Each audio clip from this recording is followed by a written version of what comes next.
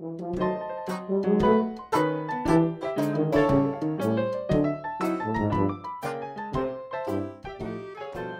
choisi d'accoucher au Diaconès, j'avais déjà eu ma première fille là-bas et ça s'était très bien passé, donc oui, j'ai modifié plein de choses.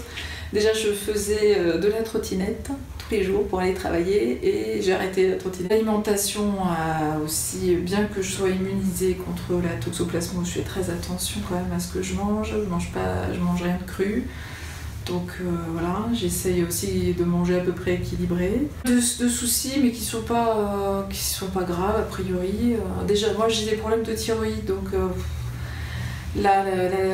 en général quand on a des problèmes de thyroïde et qu'on le sait à l'avance, ça se passe bien, mais là j'ai beaucoup de mal à régler cette thyroïde, donc ça fait que je suis plus fatiguée que je ne devrais l'être, ça certainement. Et donc j'ai fait des phases en hypothyroïdie, d'autres en hyperthyroïdie, et bon, donc on essaie d'ajuster le médicament, mais c'est pas évident. Qu'est-ce qu'il y a d'autre? Du coup c'est sans doute un revers des problèmes de thyroïde, mais une tendance quand même à avoir un taux de fer assez bas, bien que je prenne un complément de fer. Je suis chez moi et que je me mets sur le canapé très rapidement, je m'endors, quelle que soit l'heure de la journée.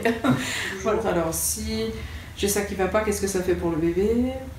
Pour soi, on se dit bon c'est pas grave, c'est transitoire, mais pour le bébé on se dit toujours est-ce qu'il va bien se développer, est-ce qu'il aura tout ce qu'il faut?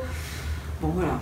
Alors au niveau du bébé apparemment il n'y a pas de problème, le développement est normal. Par contre, il a une petite particularité, ce fœtus, c'est qu'au niveau du cordon ombilical, il a qu'une seule artère, alors qu'il y en a deux. On l'apprend à cette occasion-là. Dans le cordon, il y a deux artères et une veine. Et bien donc ce fœtus n'a qu'une artère et qu'une seule veine. Voilà. Alors je déconseille d'aller voir sur internet parce que quand on tape artère ombilicale unique, on a toutes les horreurs possibles et imaginables. Entre les malformations cardiaques, urinaires, maladies trisomiques, enfin bref, la totale. Alors qu'apparemment, dans la plupart des cas, si le reste est normal, il n'y a pas de souci et le bébé grandit bien et il naît sans problème de santé. Voilà. Mais c'est quand même une source, voilà. Comme dit une sage-femme des Diaconès, on aimerait que tout soit parfait. Voilà, qui est absolument aucune question à se poser, mais bon, c'est pas comme ça. J'ai vu que ça existait, j'ai fait l'entretien prénatal qui était nouveau, qui n'existait pas il y a 8 ans pour mon premier enfant. Et donc j'y suis allée par curiosité pour voir ce que c'était. C'est un entretien vraiment individuel avec une sage-femme, ça dure de 3 quarts d'heure, 1 heure. Et je crois que c'était possible d'en rédiger un, mais non. Et je sais toujours pas à quoi ça correspond d'ailleurs. Honnêtement, oui. Je l'ai déjà fait pour la première et je me prépare activement pour la seconde parce que pour la première, je vais allaiter, mais très rapidement, j'avais pas assez de lait et donc j'avais dû compléter et voilà. Et au moment où je l'ai su, j'avais pas de biberon, pas de lait, c'était la panique. Donc là, j'ai les biberons. Si ça m'arrive, je respire un grand coup, je descends à la pharmacie, acheter du lait et ça devrait.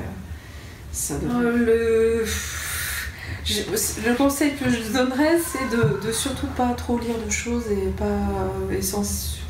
pas trop. Ouais. Parce que.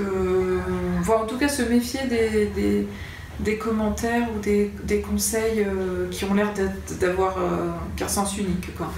Parce que. Du coup, pour un premier enfant, en tout cas, on est toujours à l'affût des conseils, on est très stressé quand même. On se pose une question par minute.